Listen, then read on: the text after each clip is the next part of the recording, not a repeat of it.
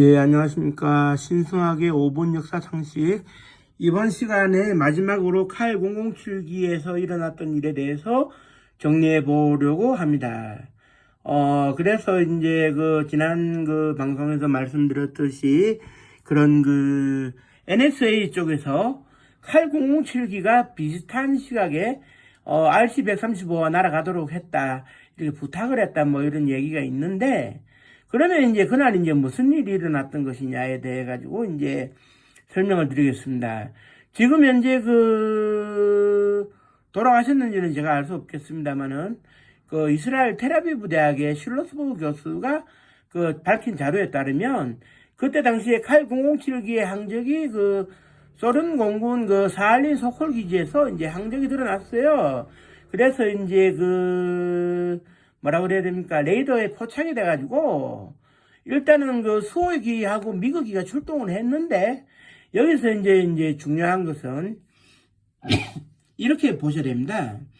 그때 당시에 수호기를 몰고 올라갔던 50호 비치 소령이라고 있었는데, 이분이, 운항등이 깜빡이는 것은 보고를 했어요. 보고를 했지만, 크로노쿠프, 소콜기지 사령관이, 격추해라. 왜냐? 운항등이 깜빡인다고 해서 RC-135가 아니라고 판단할 수도 없고 맞다고 판단할 수도 없으니 우리의 책임이 달려있고 우리의 목숨이 달려있는데 만에 하나 RC-135를 놓쳤다면 우리가 책임 추궁을 당할 수 있기 때문에라도, 그리고 평상시에 RC-135가 넘어올 때 운항등을 깜빡이고 넘어왔다는 점에 비추어 봐서라도 넘어가지 말자. 격추하자. 그래서 이제 정확하게 기억나는 것이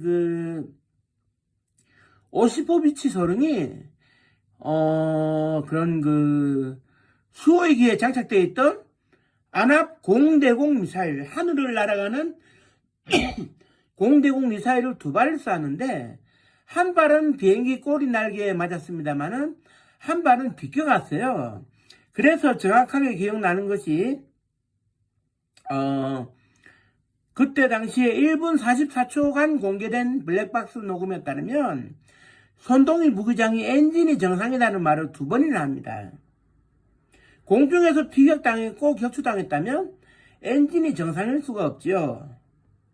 그런데 손동희 부기장이 엔진이 정상이다라는 얘기를 2번이나 하는데, 현재까지 이 상황에서 50호 비치 소령은 격추된 것으로 판단하고 기지로 돌아왔습니다만은 실제로는 어떻게 되느냐? 칼 007기가 꼬리 날개에 맞은 상황에서 하강을 합니다.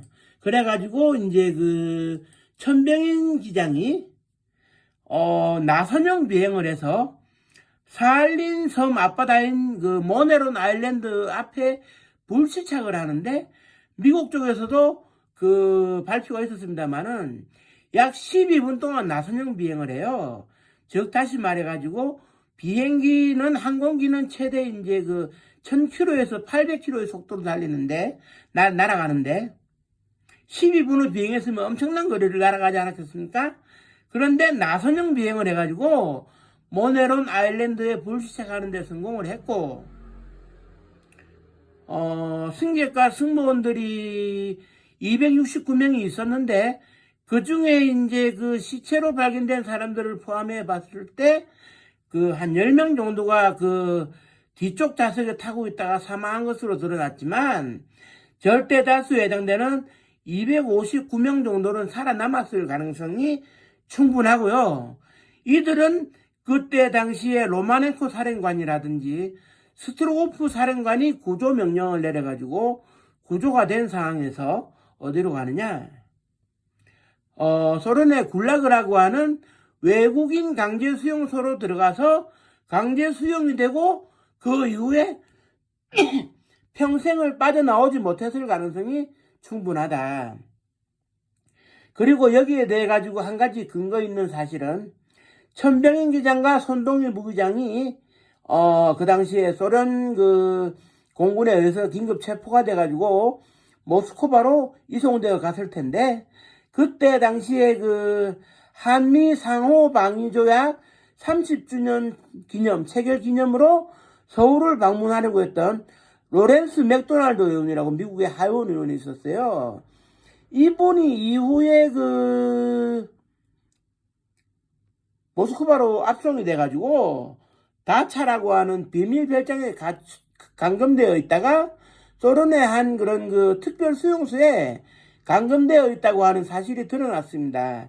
즉 다시 말해가지고 미국의 그런 실종자를 찾는 단체에서 그 당시 소련의 그런 교도소를 1986년도에 방문했을 때 로렌스 맥도날드 의원이 거기 갇혀있다라는 사실을 확인할 수가 있었는데 더 정확한 것은 확인이 불가능했어요. 그래서 간수들, 그러니까 소련의 교도소 간수들이 로렌스 맥도날드 의원의 존재 사실을 확인해 줌으로써 결국 칼 007기는 공중에서 격추되지 않았다는 것을 입증해 주게 되는데요. 다만 이렇게 봐야 됩니다. 그때 당시에 승객과 승무원들이 살아남았다면, 진실이 드러난다면 NSA에서 탐지하려고 했던 그런 비밀 계획도 드러나고 소련의 군사실험, 불법적인 군사실험도 드러나기 때문에 그냥 미소 양국이 칼 007기는 격추당한 것으로 하자라고 해가지고 합의를 본 것 같아요. 그리고 현재 소련 측에서 이후 러시아에서 나오는 증언에 따르면 모네론 아일랜드 앞바다에 불시착에 성공한 칼 007기는 소련 공군에서 폭발을 시켜가지고 격추가 된 것처럼 꾸몄다고 그러고 8분이 넘는 블랙박스의 경우에는 10분 정도가 음성이 저장되어 있을 텐데 모스크바 당국에서 가져간 다음에 1분 44초만 공개를 하고 숨겨버린 거죠. 사실 그렇습니다. 공중에서 격추돼가지고 그 자리에서 끝이 났다면 1분 44초도 녹음될 이유가 없지 않겠습니까?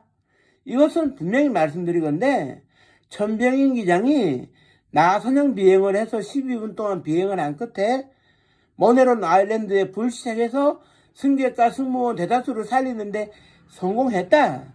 이렇게 봐야 할 것 같습니다.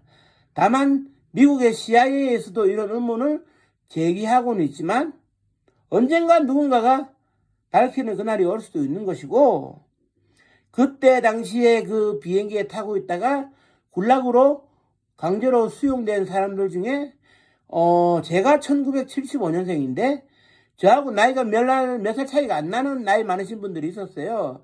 그분들이 지금 50대 나이에 살고 있다면 그분들이 살아 돌아와서 증언을 할 수도 있는 문제 아니겠습니까? 제가 꼭 추적을 하지 않더라도 언젠가 진실이 드러날 수 있는 그날이 오기를 바라면서 이 동영상이 많이 유포되었으면 좋겠습니다. 끝까지 들어주셔서 감사합니다.